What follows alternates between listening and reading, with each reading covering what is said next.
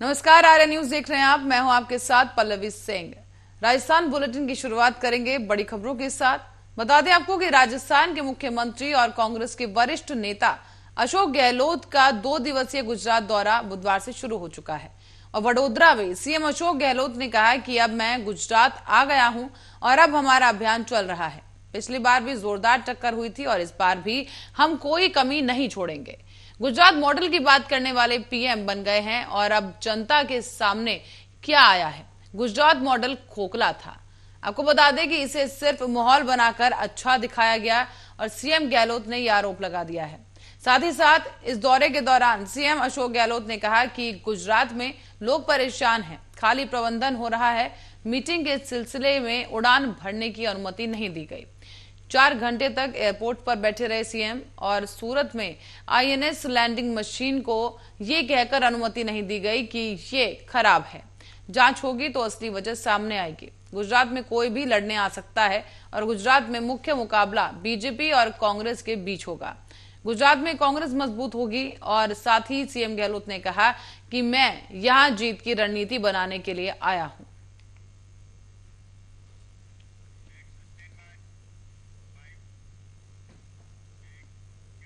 राजस्थान में विधानसभा में भारतीय जनता पार्टी सचेतक जोगेश्वर गर्ग ने जालौर जिले के सुराना गांव में शिक्षक की पिटाई के बीच बच्चे की मौत के मामले में दुर्भाग्यपूर्ण बताया है इस घटना को और कहा कि इस तरह की घटना नहीं होनी चाहिए।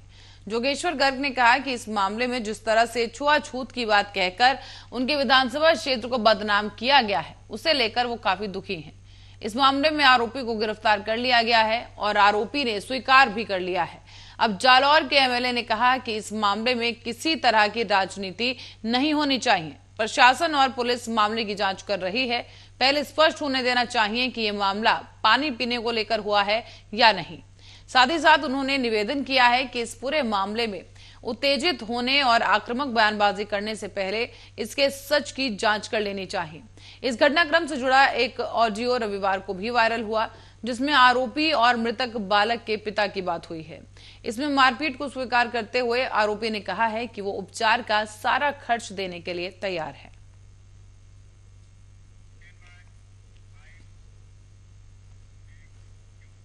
और आपको बता दें कि देश में मानसून के दूसरे दौर की झमाझम बारिश का दौर जारी है। बीते 24 घंटों में प्रदेश में करीब 1 दर्जन से ज्यादा जिलों में 100 mm से ज्यादा की बारिश दर्ज की गई। इस दौरान प्रतापगढ़, सिरोही, झालावाड़, उदयपुर, डूंगरपुर और पाली में जमकर बादल बरसे हैं। साथ ही आपको बता दें कि बीते 24 घंटों में सबसे ज्यादा बारिश प्रतापगढ़ के अरनौद में 173 mm दर्ज की गई। तो वहीं पश्चिमी राजस्थान के जोधपुर, बाड़मेर, जैसलमेर, जालौर और बीकानेर समेत नागौर और आसपास के जिलों में अगले 24 घंटे मानसून सक्रिय रहने की प्रबल संभावना जताई गई है। आपको ये भी बता दें कि आज जोधपुर संभाग के जिलों में कहीं कहीं भारी से 1-2 स्थानों पर अति भारी बारिश होने की संभावना है। इसी के साथ ही एक और नया काम दबाव का क्षेत्र बंगाल की खाड़ी में 19 अगस्त को बनने की संभावना भी बताई जा रही है। इसके असर से पूर्वी राजस्थान के कुछ भागों में 21 अगस्त से बारिश का एक नया दौर शुरू होने का पूर्वानुमान जताया गया।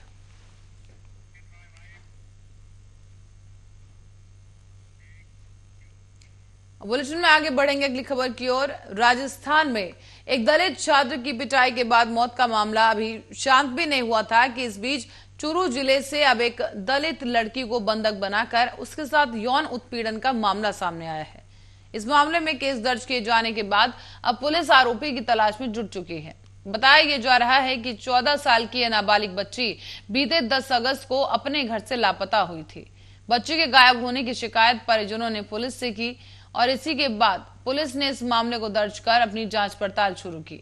लेकिन हाल ही में अब बच्ची की मां उसे सीकर स्थित एक अस्पताल में रोते हुए मिली और आपको बता दें कि पीड़िता ने अपनी मां को अपने साथ हुई भयानक ज्यादतियों की कहानी बताई है। मीडिया रिपोर्ट्स की माने तो 14 साल की इस मासूम दलित बच्ची ने बताया है कि इस्पाक खान नाम का एक युवक उसे बहला फुसलाकर अपने साथ ले गया। वो लड़की को अपने गांव ले गया और यहाँ एक ही घर में 2 दिनों तक उसे बंधक बनाकर रखा गया और फिर उसके साथ दुष्कर्म किया गया है।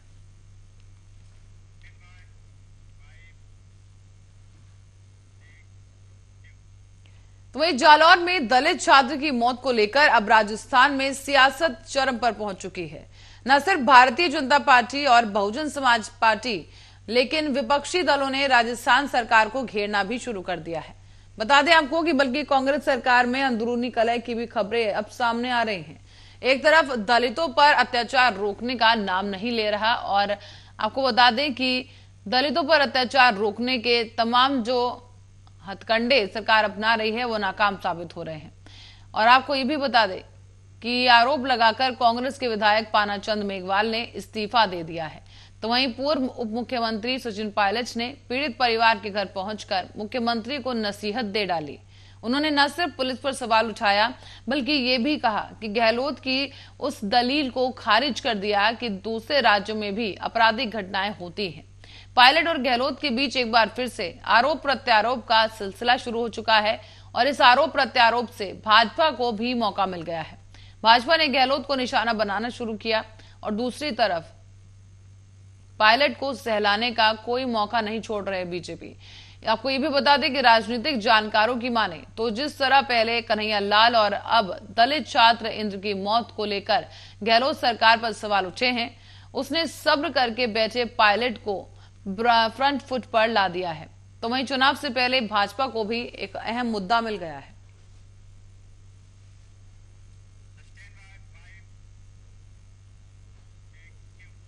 वहीं विधानसभा चुनाव नजदीक आने के साथ ही बजट घोषणाओं को पूरा कर मतदाताओं का चौखट तक पहुंचने की सरकार ने तैयारी कर ली है।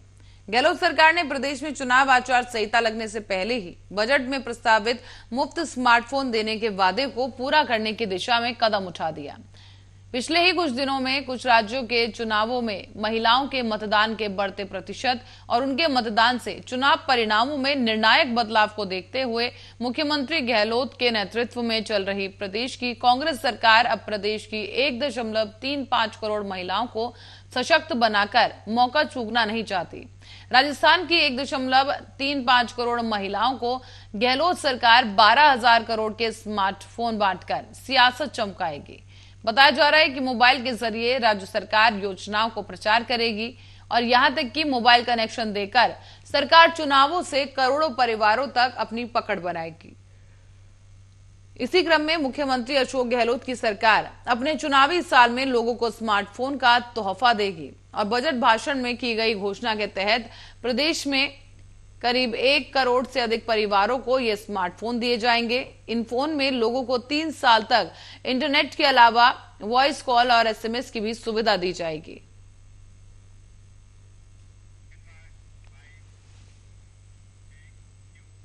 और अब आपको बता दें कि प्रदेश भर में एक साल में धन को दोगुना करने का झांसा देकर लोगों से करोड़ों रुपए ठगी करने वाले मामलों में आरोपी को गिरफ्तार कर लिया है। बताया जा रहा है कि ठगी के मामले में 11 साल से ये आरोपी फरार चल रहा था, जिस पर 1,000 का इनाम भी पुलिस के द्वारा रखा गया था। अब 1,000 के इनामी ठग, जिसका नाम उमर राम मारवाड़ी बताया गया, उसे बाड़मेर के मंडली थाना पुलिस ने गिरफ्तार करने में सफलता हासिल की है। आपको बता दें कि इसके बाद पुलिस ने गिरफ्तार ठग से पूछताछ करने में जुट गई पुलिस, और यहां पर चीलानाड़ी पचपदरा के निवासी पोला राम ने 3 अगस्त 2011 को इस्तगासा के जरिए प्रकरण दर्ज करवाया था कि अभियुक्त गण उमर राम, मोहनलाल और सुरेश लखारा ने 1 मई 2011 को मिताशी ट्रेडमार्क नाम की कंपनी में 7,696 रुपयों को 1 साल में दुगना करने का झांसा देकर बॉन्ड निष्पादित कर दिया था, और बॉन्ड की प्रति प्रार्थी को देकर उक्त कंपनी बंद कर दी गई। रुपए वापस मांगने पर इनकार किया गया, और इसी के बाद पुलिस थाना मंडली ने प्रकरण दर्ज कर जांच शुरू की। और आपको बता दें कि इसी जांच के सिलसिले के बीच आरोपी ओमाराम की मंडली थाना पुलिस तलाश कर रही थी, लेकिन भगौड़े ओमाराम को नहीं मिलने पर उस पर इनाम घोषित कर दिया गया। शातिर ठग पुलिस से बचने के लिए अपनी पत्नी और बच्चों को लेकर इंदौर जा पहुंचा, और वहां से वो दिल्ली निकला। ऐसे तमाम जगहों पर ये छुपता रहा, और कई स्थानों पर ये अपने परिवार के साथ छुपते हुए मिला है। बताया यह भी गया कि पुलिस ने इसी गिरफ्तारी की तो पूछताछ में सामने आया है कि गिरफ्तारी से बचने के लिए और गिरफ्तारी के डर से उसने अपने परिजनों और रिश्तेदारों से संपर्क करना भी बंद कर दिया था।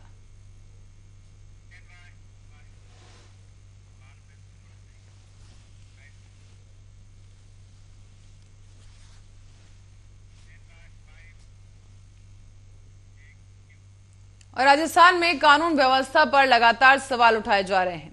एक के बाद एक ऐसे मुद्दे सामने आ रहे हैं जिससे प्रदेश शर्मसार हो रहा है। ताजा मामला है अलवर जिले का।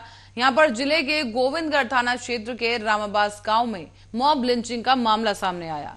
दरअसल पता ही चला है कि जो पूरा मामला है, यहां पर चोर समझकर सब्जी का ठेला लगाने वाले एक शख्स जिसका नाम चिरंजी लाल है, उसे पीट दिया गया। यहां विशेष समुदाय के लोगों ने करीब 20 से 25 लोग वहां पहुंचे और जमकर इस पीड़ित की पिटाई की गई। पिटाई के बाद घायल हुए युवक को इलाज के लिए अस्पताल ले जाया गया, जहां उसने इलाज के दौरान दम तोड़ दिया है। इधर चिरंजी लाल की मौत के बाद आक्रोशित हुए लोगों ने बीते दिन गोविंदगढ़ थाने का घेराव कर आरोपियों की गिरफ्तारी की मांग भी उठाई। दरअसल मिली जानकारी के अनुसार गोविंदगढ़ कस्बे के रामबास में एक व्यक्ति खेत गया था। उसी दौरान अलवर के सदर थाना क्षेत्र से एक चोर ट्रैक्टर को चोरी करके भाग रहा था। इसी बीच पीछे से सदर थाना पुलिस और ट्रैक्टर मालिक चोरों का पीछा कर रहे थे। चोरों ने अपने आप को पुलिस से बचाने के लिए और ट्रैक्टर मालिकों से घिरा हुआ देखकर ट्रैक्टर को बिजली घर के पास स्थित एक खेत में छोड़ दिया। इतने में ही पुलिस से पहले ट्रैक्टर के मालिक वहां पहुंचे और खेत में मौजूद चिरंजी को चोर समझकर बुरी तरह से पीट दिया गया। इससे वो बुरी तरह घायल हुआ और इलाज के दौरान चिरंजी की मौत हो गई है।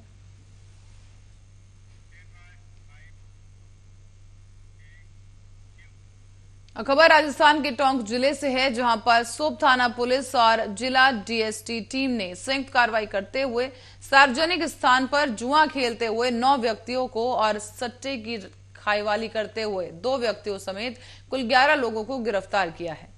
साथ ही पुलिस ने इन आरोपियों के कब्जे से करीब 44,080 रुपए भी बरामद किए और साथ ही सट्टे की जो राशि है उसे जब्त कर लिया गया है।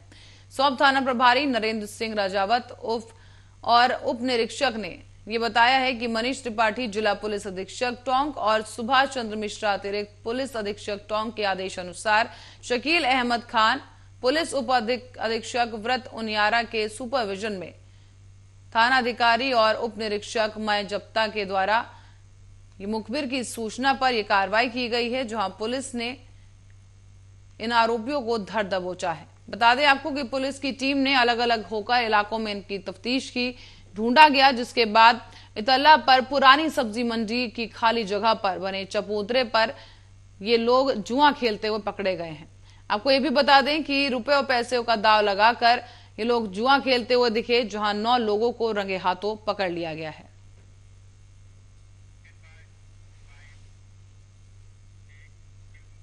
और अब रुक करते हैं अलवर की ओर, जहां पर मॉब लिंचिंग में हुई हत्या के मामले में पुलिस ने 7 आरोपियों को गिरफ्तार किया है।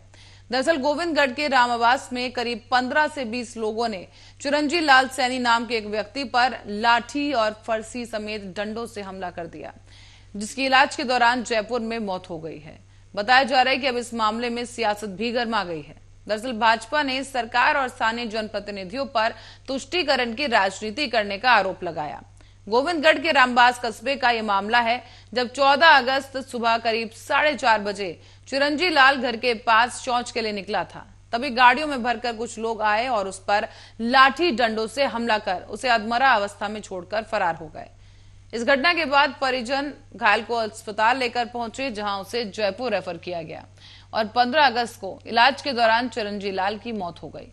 मौत की खबर के बाद ही गोविंदगढ़ कस्बे में स्थानीय लोगों और परिजनों समेत तमाम हिंदूवादी संगठनों ने जमकर जाम लगाया और इस दौरान सरकार और प्रशासन के खिलाफ प्रदर्शन भी किया गया। आरोपियों की गिरफ्तारी की मांग करते हुए ये प्रदर्शन तेज किया गया और साथ ही एक ज्ञापन जिला प्रशासन को सौंप दिया गया। इसी दौरान पीड़ित परिवार को 50 लाख रुपए की आर्थिक मदद के साथ सरकारी नौकरी दिए जाने की मांग उठाई गई है।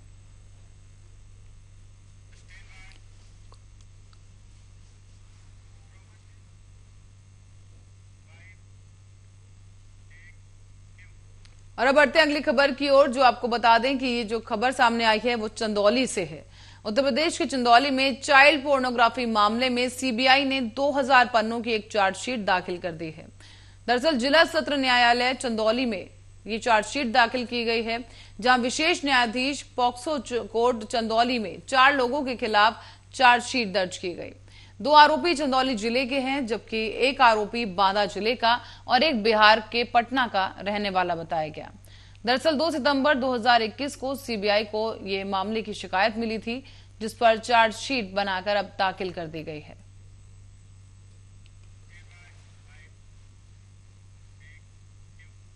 और इस बीच अयोध्या धाम में राम जन्मभूमि में जुड़े प्रख्यात संत महंत दिलीप दास महाराज त्यागी आज बरेली पहुंचे हैं। यहां उन्होंने पत्रकारों से भी बातचीत की और ये बताया कि अयोध्या धाम में मर्यादा पुरुषोत्तम भगवान राम मंदिर के निर्माण से लेकर गंगा और गोमती नदी के पुनर्जीवित करने के अभियान को लेकर वो बरेली आए हैं। साथ ही उन्होंने इस दौरान अयोध्या में होने वाले दीप महोत्सव के बारे में भी जानकारी दी और बताया कि जब भी महोत्सव की तारीख आती है, पीलीभीत से लेकर गाजीपुर तक दीपोत्सव यात्रा निकाली जाएगी। साथ ही सभी गंगाओं और गंगा घाटों पर विस्तार से उन्होंने जानकारी दी है। मैं सबसे पहले तो आप सभी का स्वागत करता हूं, अभिनंदन। और आपके चैनल के माध्यम से जो भी दर्शकगण हैं आपके सभी को मेरा जय हिंद, वंदे मातरम, जय श्री राम। स्वाधीनता की 75वीं वर्षगांठ के उपलक्ष्य में अमृत महोत्सव पूरे देश में मनाया गया और आज उसका समापन है। अमृत महोत्सव मनाने के पीछे हमको जहाँ तक लगता है 75वीं वर्षगांठ के साथ साथ भगवान रामलला की जन्मभूमि पर भव्य दिव्य मंदिर निर्माण का भी एक आधार है, जिससे अमृत काल का वातावरण हुआ और इसको अमृत महोत्सव के रूप में हम सभी लोग मना रहे हैं। हमारे देश की मनीषियों की परिकल्पना थी, जब राजनीतिक रूप से लोगों ने राम राज्य की परिकल्पना की थी। हम सने सने राम राज्य की तरफ अग्रसर हो रहे हैं और भारत के सर्वोच्च पद पर प्रतिष्ठित भारत की प्रथम नागरिक आदरणीय श्रीमती द्रौपदी मुर्मू जी जब से राष्ट्रपति पद पर प्रतिष्ठित हुई, मानो राम राज्य की अवधारणा प्रारंभ हो गई है। तो फिलहाल के लिए बुलेटिन में इतना ही। खबरों का सिलसिला जारी है, देखते रहिए आर्या न्यूज।